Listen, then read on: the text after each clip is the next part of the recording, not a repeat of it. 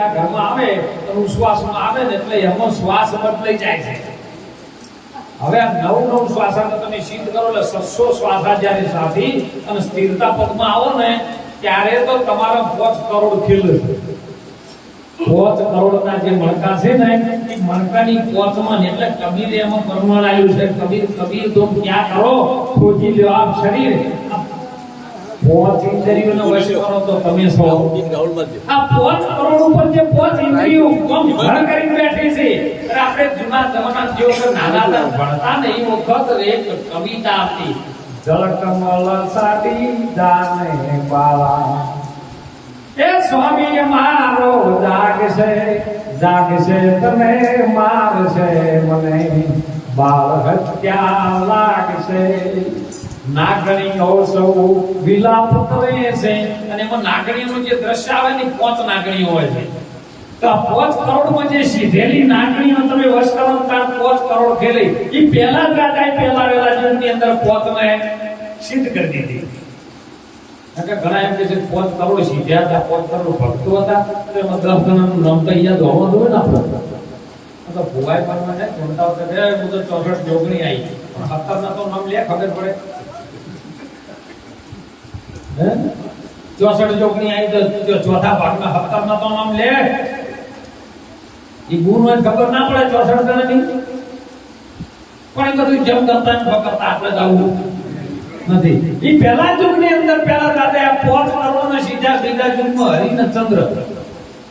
હરિચંદ્ર હરિ એટલે નારાયણ થાય, ચંદ્ર એટલે જે તમારી ચંદ્ર નાડી ચાલે છે અને એની અંદર 7 સીધ્યા રવિ સોમ મંગળ બુધ ગુરુ શુક્ર ને શનિ. આ હાથે હાથ આ 7 કરોડ આ 5 ના હાથ 12 થાય. હવે ત્રીજા યુગમાં ધર્મરાજા આયા, પાંડવો આયા અને પાંડવો જ્યારે ધર્મના માર્ગે ચાલ્યા ને જ્યારે મહાન ધર્મને વર્યા એટલે ધર્મરાજા છે ને યુધિષ્ઠિર નામ હતું. પણ જ્યારે એમને ખબર પડી કે આ જે જાણવા જેવી વસ્તુ છે ને મારે જાણવી છે, માર્કુંડ ઋષિ પાસે ગયા, દુર્વાસા મુનિ પાસે ગયા. દુર્વાસા મુનિએ કીધું કે આ વાત તમારા માં કુંતાજી જાણે છે. કુંતા માતાએ કીધું કે આ વાત તો તમારા ઘરમાં દ્રૌપદી જાણે છે. દ્રૌપદી પાસે જઈને હાથ જોડીને વિનંતી કરી. હાથ જોડ્યા ને એટલે પોતાની પત્ની ઊભી થઈ ગઈ કે હે નાથ અમારી ભૂલ થઈ છે, તમે મારા ધણી છે મને હાથ કેમ જોડો છો? લાખાએ લોયણને સમજાવ્યું, લોયણે લાખાને સમજાવ્યું, લાખા રે હા એ ધર્મને જાણવો હોય તો તમે આ ધણી પણ મેલજો. આ તો આપણે બધા ધણી થઈ જઈ ગયા છે. જો ધણી પણ ન મેલો ને તો આ ધર્મની વાત સમજાય એવી નથી સાહેબ. અને ધર્મ જ્યારે ધર્મને વર્યા મહાધર્મને એટલે ધર્મરાજા નામ પડ્યું અને ધર્મરાજાએ 9 કરોડ સીધ્યા. કેટલા? અરે માં જ્યારે ધર્મમાં આવે ને સાહેબ, મારો સત્સંગ ઓપન હશે પાછું પછી તમને જેમ યોગ લાગે એટલે માં જ્યારે ધર્મમાં આવે ને પછી દીકરા દીકરીની જ્યારે સ્થાપના થાય, પ્રકૃતિના હિસાબથી પુરુષ જ્યારે બીજદાન કરે એટલે એની અંદરથી પ્રકૃતિ જેમ ખેલ કરવો એમ એની બંધારણ કરી અને જે શક્તિ છે ને એના ઘરની અંદર બાળકને ઓરમાં રાખે છે. ઘણી વખત આ લગ્ન થાય છે ને એટલે બેનોને હું તો કહું છું લગ્ન થાય ને એટલે પછી ધ્વજા હોય ટાઈમ થાય ને એટલે બધા ઉકેડી ઉતરવા માટે ગમના ગોદરે જાય નહીં જાતું દેવું. અને એ ઢોલ વગાડીને શું કહે છે ખબર છે? ઉકેડામાં દેવું કાઢ્યું. બોલો આ ઉકેડામાં નોકરું તમારે જેમ આવવું પડે પકડો. અગાઉ આલમ તો તમે કૂતરી આવો છો તો ઉકેડામાં નોકરું કે આવવા દો છો. ઉકેડામાં દેવું કાઢ્યું મરડી છે. આપણે ગાયો ભેંસો જ્યારે વીએ ને એટલે એની મેની જે ઓરની અંદર આ બાળકની સ્થાપના થી ને ઉકેડામાં કાઢવામાં આવે અને અમે આમંત્રણ આપે જે 9 મહિના જેનું સંચાલન કરીને જેને રાખ્યું છે ને એ દેવી છે ને શક્તિ છે સાહેબ. એ જ શક્તિના આમંત્રણ આપે. તું શક્તિ આ 9 મહિના સાચવી તું તો હવે તાર સાચવવા માટે આમંત્રણ આલું લગ્ન લેવાના આવજે. આ ધર્મની વાત છે સાહેબ. અને એ જયારે ધર્મનો 9 મહિના પૂરા થાય, બાળકની રચના થઈ ગઈ હોય તો જન્મવાનો દિવસ 10મા મહિનામાં આવે. 9 મહિને બાળકના જન્મ કોઈ પણ પૃથ્વી પરનું બાળક હોય ને 9 મહિને જન્મતું નથી. 9 મહિના પૂરા થઈ જાય તો પૂરો 10મો સાધુ થાય ના થાય. કારણ અમાય તમે મનુષ્ય બનીને ગુરુના ચરણે જો ને એટલે 9 દરવાજા તો તારી નવી રમતના 10મા મોલમાં તમારો જન્મ થાય. 10માં તમારો જન્મ થાય એમ પેલામાં તો હમામત થાય છે. ચોથા યુગમાં હવે 5 હાથ ને 9 હવે પર બલિરાજા જેને પોતાના બળની રાજા તરીકે સ્વીકારી કરી અને એમાંથી બહાર આવ્યા એ બહાર રહ્યા. ગુરુ મહારાજનો શબ્દ પરમાત્મા નારાયણને જ્યારે લાયો તો નારાયણે માથા ઉપર પંજો મૂકેલો બલિરાજા અને જ્યારે પાતાળ લોકમાં લઈ જાય એ વખતની વાત અને એમાંથી બહાર લાયા એ બહાર કોમાંથી 5 હાથ 9માંથી બહાર જેને લાવે ને એ બહાર અને આ 5 હાથ 9 12 કુલ 33 કરોડ તમારા શરીરની અંદર છે. આ ખીલી જાય ને તો તમારા ચારે ચાર યુગ એ વખત કે સ્થાપના કરી હતી પહેલા યુગની અંદર કે ક્ષત્રિય બ્રહ્મ વૈશ્ય અને શૂદ્ર. તો તમને રક્ષણ કરવું હોય તો બીજું કોણ કરી શકે? તો કે ક્ષત્રિય કરી શકે. તો ક્ષત્રિયની સ્થાપના કયો? એ તમે ગમે ગાડી બેઠા કોઈ તમને ઈટાળો મારે તો પહેલું તમે શું કરો? હાથ આડા કરો. આ ક્ષત્રિય છે. આનાથી હારું કરજો. હાથ રે આલ્યા તમને એ ભજનમાં દોન પૂર્ણ કરવા એ આખા પાસી કરીને બકાઈ વેલા મોનવી આખો રે ઓ બેલું તમે વાસેટામાં આવ્યું. આ હાથ છે ક્ષત્રિયના છે સાહેબ. અને બ્રહ્મ કહેતા જેની અંદરથી જ્ઞાન આવતું હોય એ મસ્તક છે ની બ્રહ્મ છે એ બ્રાહ્મણ છે. બ્રહ્મને જાણે એ બ્રાહ્મણ હો. કઈ ગડબડ કરાય નહીં. બ્રહ્મને જે જાણે ને એનું નામ બ્રાહ્મણ. ક્ષત્રિય રક્ષણ કરી શકે અને એ વખતમાં કીધું ક્ષત્રિય જ રક્ષણ કરી બીજા કોઈને કરી રહે. આ હાથ છે ક્ષત્રિય છે. અરે વૈષ્ણવ એટલે પાલન પોષણ કરે. પાલન પોષણ તમારું અહીંયા થાય. 9 માસ જે આ ગર્ભમાં બાળક રહે ને એનું પાલન પોષણ હોય વૈષ્ણવ કરી શકે. વાણીઓ જીરવી શકે. યશુ છે કપાસ જીરવી શકે. વાણીઓ છે લક્ષ્મી જીરવી શકે. કે ઠાકોર કોઈના હાથમાં આવી જાય લક્ષ્મી જીરવી ન કે તો ઘોડી લાવે તો દારૂ ના વગાડે ઘરે ના જાય. લક્ષ્મી આવતી હોય હારા માર્ગે આવતી તો જો હારા માર્ગે સંયમથી વાપરજો. વ્યસનથી મુક્ત બનજો. અને શુદ્ર કહેતા જે સાફ સફાઈ કરે છે એને આપણે જોઈએ તો તમારો પાછળનો ભાગ છે ને એની અંદરથી શુદ્ર બધા તમામ જાતનો પ્રકાશ જે ધનંતર નામનો વાયુ એ તમારા અંદર બહાર કાઢીને કચરો બધો સાફ કરે છે અને શુદ્ર કીધો છે. અને એટલે મહાપુરુષો આ બહારમાંથી લઈ જવા માટે આપણને મહેનત કરે છે. અને મહેનતના શબ્દો એવા હોય જીવનમાં ઉતારવા જેવા. ઉતારવાના તો કોઈ મેળ પડે એવો નથી. કેમ કે આવી ઠંડીનો માહોલ હતો. દેવબા ડોહોપા પથારીમાં બીમાર પડેલા. ડોશીમાં અસર શીરો બનાયો. જીનો અસર હો મહાપ્રસાદ થયો. અને ડોહાપાને શીરો કરીને મોઢામાં લઈ અસલ હવારે નવરાવે ધોરાવે કપડો નવો પહેરાવે ડોહાપાને શીરો બનાવીને મોઢામાં મેલો ને એટલે ડોહો પાકે એટલે ડોશીમાં કીધું ડોહા તમને હવારે ગરમ પાણી મેલી નશો નવડાવો નવા કપડા પહેરાવો છો શીરો ટનાટન બનાવીને તમારા મોઢામાં મેકો છો તો તમે ટાહકા કરો છો. ડોહો પાકે બધી વાત સાચી પણ ઉતારવાનું ગરમ હારે બધું બનાવીને તો મોઢા મેલે ખાઈ પણ ઉતારવું તો મારે કે હવે ઉતારતે તકલીફ પડતી હોય. એમ જીવનમાં શબ્દ દ્રષ્ટાંત એવું કહેવા માંગે છે કે શબ્દો મહાપુરુષોના શબ્દોના જે પણ આવતા હોય ને આમાંથી થોડાક પણ ઉતારજો. ને ઉતાર્યા વગર આજો ઘટમાં જલ્દી લઈ જાય ને તો ઉધી આનો અમલમાં આવશે નહીં.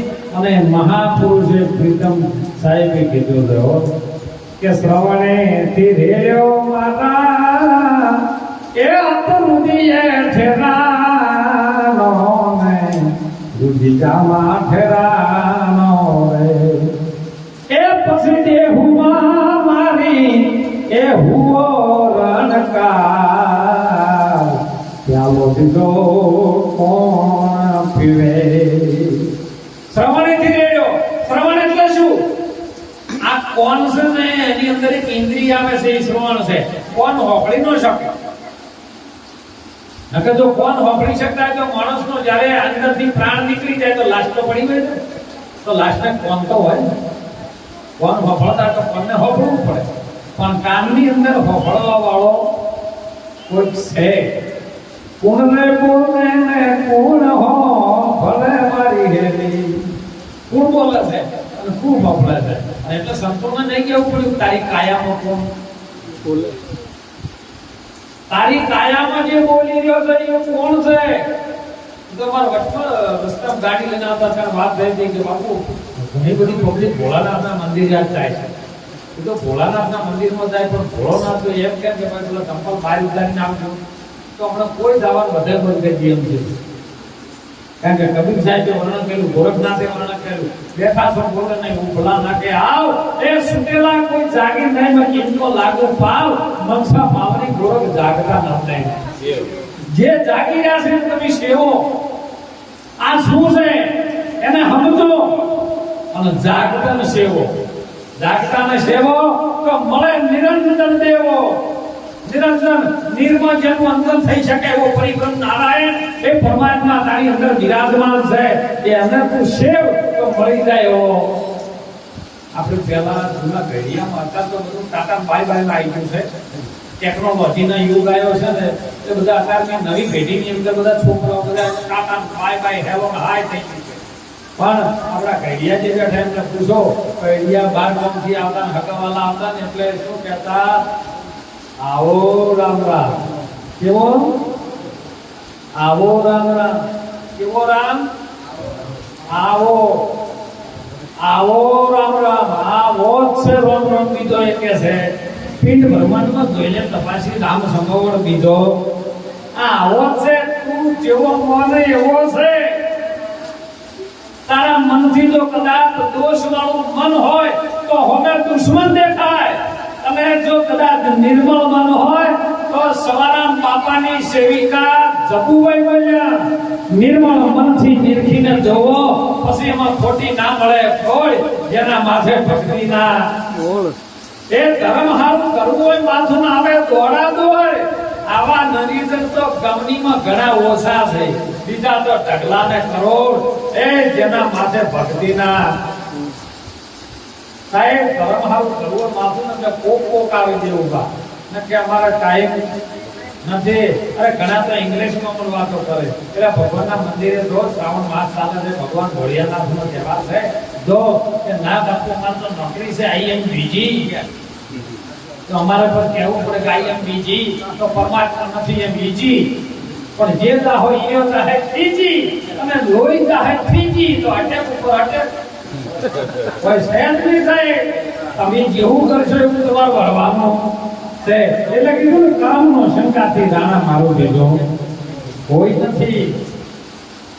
કર્મ આપણે કરવાનું છે બહુ સારું. ભગવાન કૃષ્ણજી કર્મની ભૂમિકામાં અર્જુનને કીધું હે અર્જુન કર્મ કરી લે.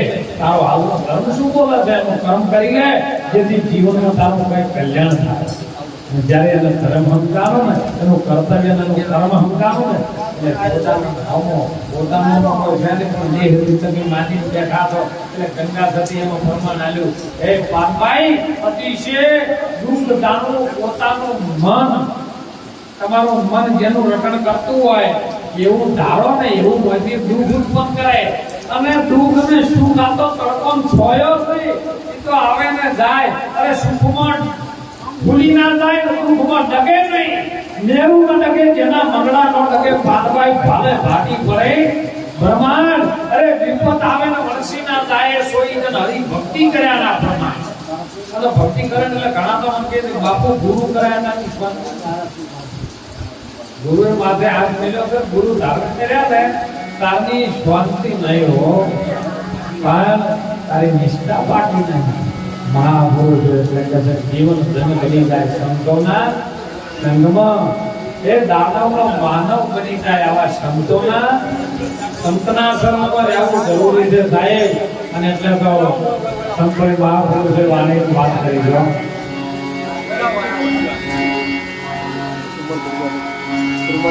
એ હકે હાલો તમે વચને માનો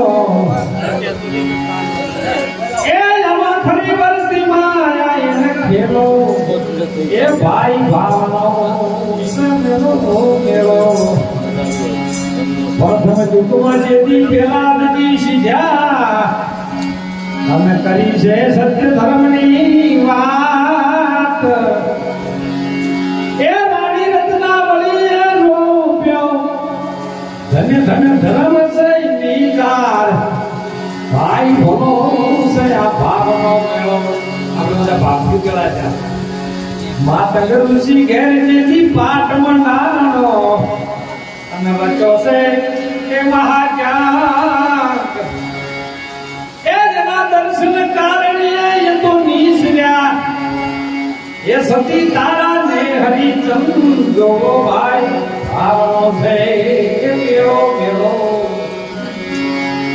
રાજા યુધિષ્ઠિર ને સહદેવ નિકુળ અર્જુન ને મળી ભીમ એ રાણી રૂક્ષ્મણી ને શ્રી કૃષ્ણજી ને હતા નીતિયા ધર્મ ના નીમ ભાઈ જોઈ લો ભાવનો છે મેળો આ બધાને એક જ નિયમ હતો નીતિયા નહીં એટલે પોતે પોતાના અંદર જેનું નિયમ હતો એટલે રામદેવ પીરે કાશીના ઘાટમાં જાય એટલે કીધું પૂછો ને પૂરા પંડિતો ને એ પૂછે સંન્યાસી ને એ તારા નેમના નિજ ગુરુ કોસે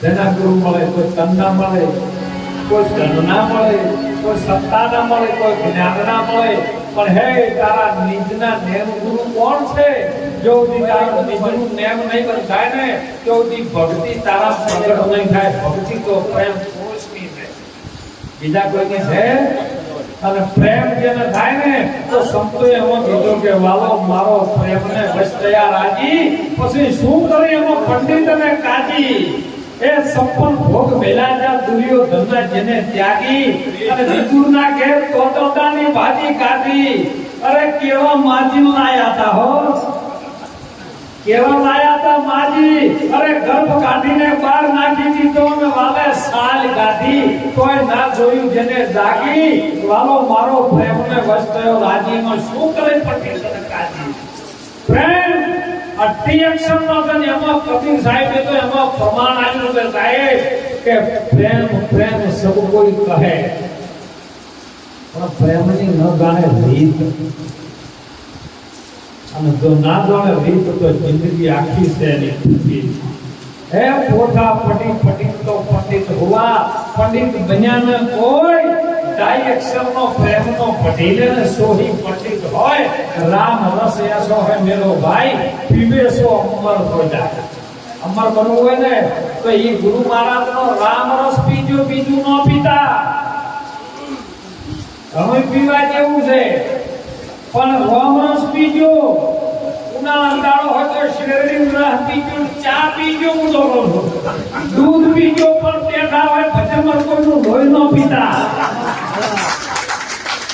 નકા ઘણા ઓઢા માટલા ન પીતા હોય છે એને કહું છું કે જાગજો નકા સમય જાય છે સાહેબ તમે કોઈ પણ સાચી સમાજના સત્ય કરી જાજો સંતોના સંતમાં રહેજો આપણે હમણાં જોયું કરપની અંદર નરેન્દ્ર મોદી સાહેબ આયા તમારી સમાજની એકતા સાહેબ જોઈ જેનું સંગઠન શક્તિ એક નહીં ને કોઈ મોદી સાહેબ ના હોવું પડ્યું અને કોઈ સારા માણસનો એ સમાજમાં શું કરી લેજો બહુ હળી મળી ભજન કરજો ગામની અંદર રહો તો હળી મળી જ રહેવું વ્યસનથી મુક્ત બનજો યુવા ધનને યુવાન દીકરાઓને હું તો ખાસ પ્રાર્થના કરું છું કે આ વડીલો છે ને તો ભક્તિના માર્ગે સિદ્ધ થાય આદર ભાવ આવવા વાળા છે પણ યુવાન દીકરાઓને કહું છું કે ત્યાં ટેકનોલોજીનો મોબાઈલનો યુગ ચાલે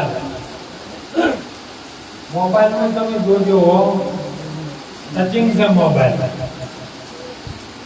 જેવા ટચિંગ મોબાઈલમાં છો ને એવા કોઈક આવા હરિભક્તો સંતોના ટચિંગમાં તમે રહેજો તો કોઈ કલ્યાણ થાય હો નકર પેલા હું ઓગળીઓ કરીને મરી જાવ. ટચમાં રહેજો, જેવા મોબાઈલના ટચમાં કોને